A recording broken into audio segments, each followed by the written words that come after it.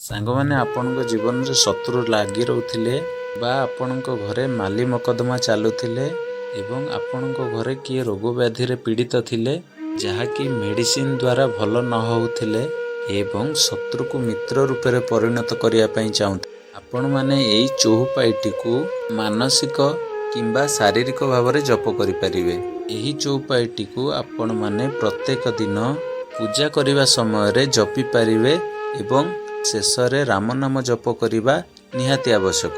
ଚଉପାଇଟି ହେଉଛି ଗରଳ ସୁଧା ରିପୁ ପରଇମିତାଇ ଗୋପଦ ସିନ୍ଧୁ ଅନଲ ଶୀତଲାଇ। ଆଉ ଥରେ କହି ରଖୁଛି ବନ୍ଧୁମାନେ, ଗରଳ ସୁଧା ରିପୁ କରଇ ମିଟାଇ ଗୋପଦ ସିନ୍ଧୁ ଅନଲ ଶୀତଲାଇ।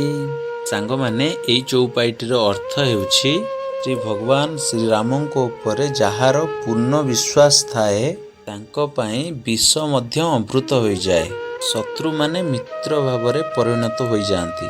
ସାଙ୍ଗମାନେ, ଏହି ଚଉପାଇଟି ଆପଣମାନଙ୍କ ପାଇଁ ଅମୃତ ତୁଲ୍ୟ କାମ କରିବ।